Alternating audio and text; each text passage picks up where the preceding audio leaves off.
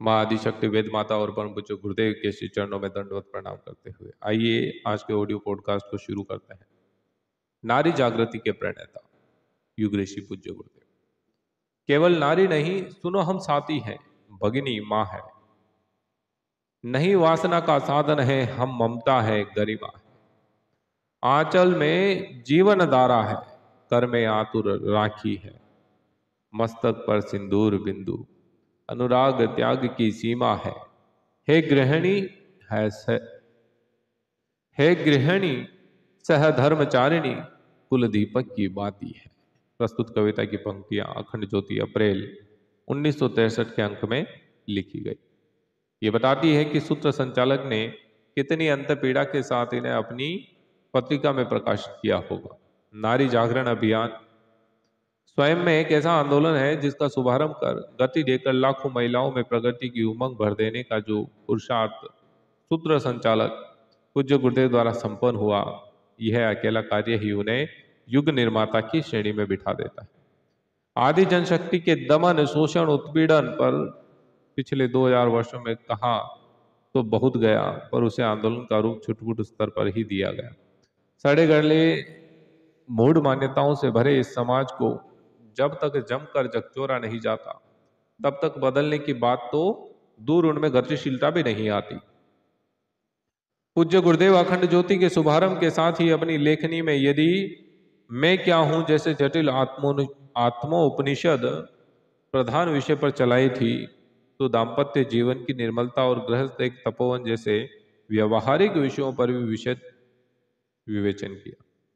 उद्देश्य एक ही था, पुरुष अपने घर में बैठी अपनी पत्नी को यथोचित सम्मान देना सीखे, नारी शक्ति की महत्ता को पहचाने, उन्हें भी आगे बढ़ने के उपयुक्त अवसर प्रदान करे, मात्र बच्चे जनने की मशीन न समझकर उन्हें बराबर का साझीदार बनाए। ये संयोग नहीं है कि उन्हीं दिनों शरद चंद्र चटर्जी, प्रेमचंद्र आदि की कृतियां, उपन्यास जगत में इन्हीं विषयों पर लिखी जा रही थी।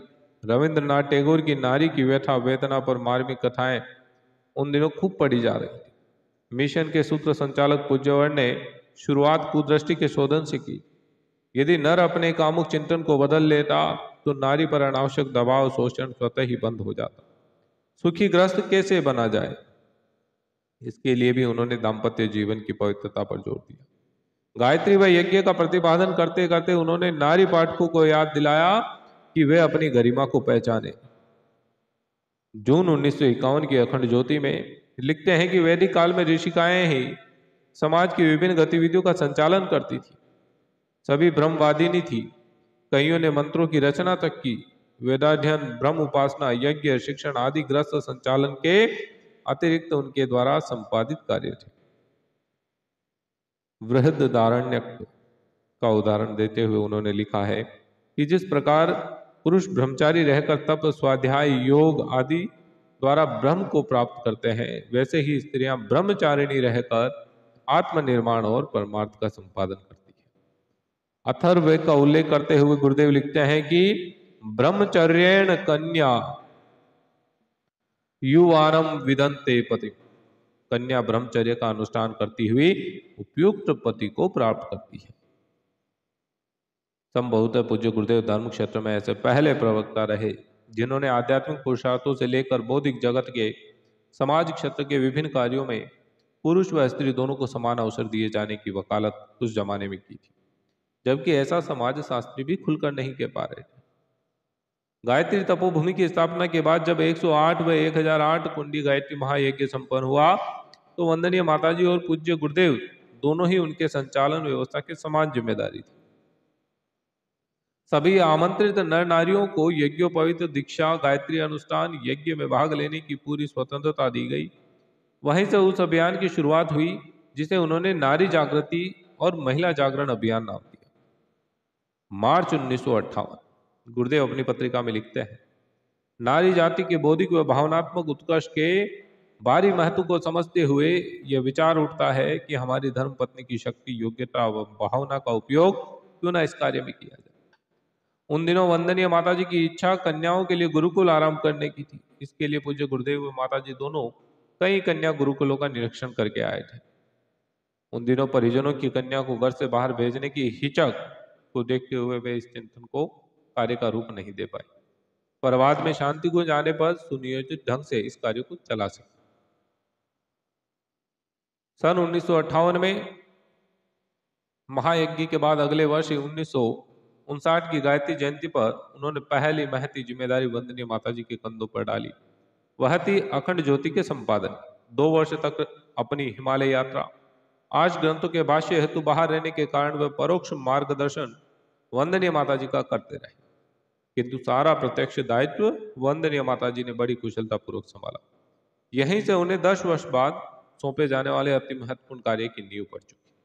अपनी विदाई से 1 वर्ष पूर्व उन्होंने आध्यात्मिक काम विज्ञान के नाम से एक 6 अंकों का धारावाहिक चलाने वाली एक लेखमाला प्रकाशित की। इसमें मूल प्रतिपादन यह था कि प्रजनन प्रक्रिया के मूल में छिपी पवित्रता को पहचाना जाना चाहिए।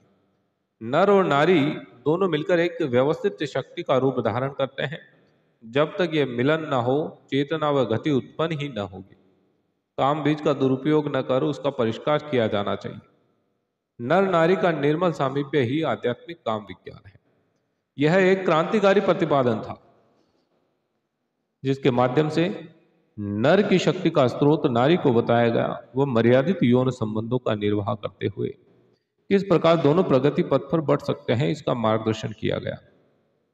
वंदनीय माताजी को मातृत्व की उदात्त गरिमा से भरा पूरा बताते हुए मई 1971 की अखंड ज्योति में उन्होंने लिखा कि जून के बाद माताजी शांति कुंज हरिद्वार रहेगी।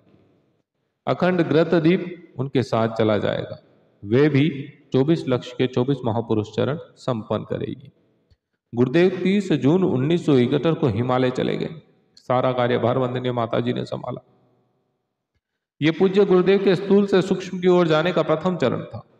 उन्होंने प्रत्यक्ष से अपना स्वरूप काफी पीछे कर वंदनीय माताजी के माध्यम से मिशन का मार्गदर्शन संचालन आरंभ कर दिया। 1 वर्ष की अवधि तक जब गुरुदेव अपनी मार्गदर्शन सत्ता के पास रहे, माताजी के पास 12 कन्याएं आ गई, जो 12-13 वर्ष की सुसंस्कारित विभूतियां थी। इन्होंने अखंड दीप के पास अखंड महापुरुष चरण वंदनीय माताजी के मार्गदर्शन में आरंभ कर दिया, जो 4 वर्ष में समाप्त हो गया। इन्हीं कन्याओं की संख्या बढ़ी व इनकी प्रशिक्षिका बनाकर शांति कुंज के नारी जागरण सत्र चलाए गए, जो 3-3 माह के थे।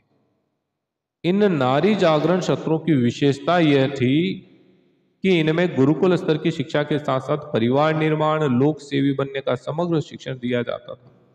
8वें दर्जे से अधिक पढ़ी वयस्क कन्याओं और महिलाओं को प्रवेश दिया गया।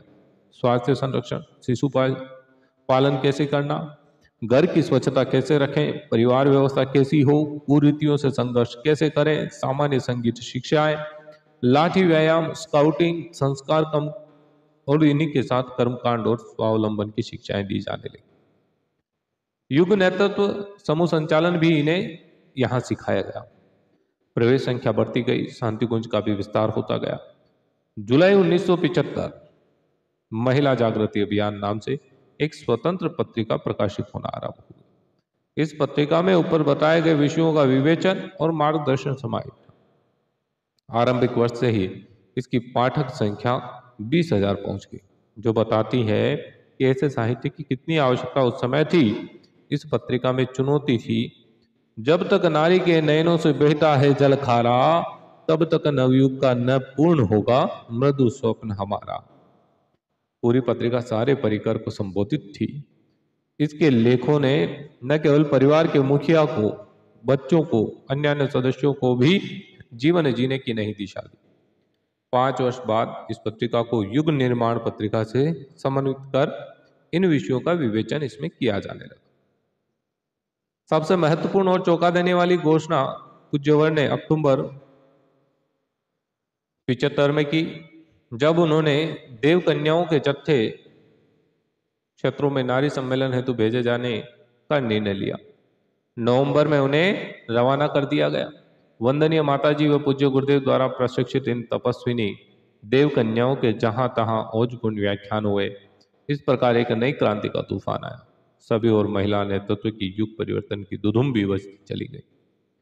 ये दृश्य देखने योग्य था कि जिस सभा को बड़े बड़े वक्ता नहीं संभाल पाते, उसे गेरुआ वस्त्रधारी इन देव कन्याओं ने न केवल बांधे रखा, बल्कि उनके चिंतन को बलिवादी झकझोरा।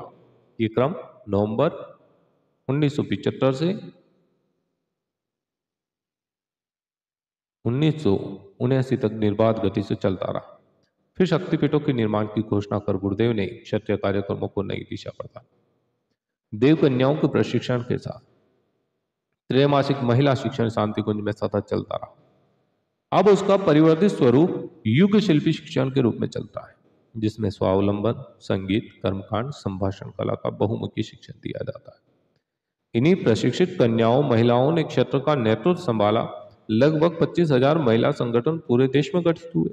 ये कहना अतिशयोक्ति नहीं होगी कि क्षेत्र की सक्रियता, कार्यकर्ताओं की तत्परता और स्फूर्ति के मूल में इन महिलाओं का ही सबसे बड़ा हाथ है। पूज्य गुरुदेव संभवतः पहले युग पुरुष है जिन्होंने 21वीं सदी नारी सदी की घोषणा की। उनकी घोषणा है कि अब नारी का वर्चस्व प्रमुख होगा, वही नव सृजन के निमित्त प्रमुख भूमिका निभाएगी।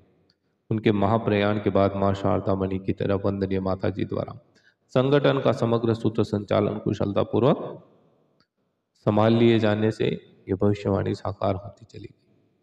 नारी जागृति के लिए इस महामनीषी द्वारा संपन्न पुरुषार्थ युगों युग याद किया जाएगा। बोलिए परम पूज्य गुरुदेव की जय। साथियों, आप सभी को ये ऑडियो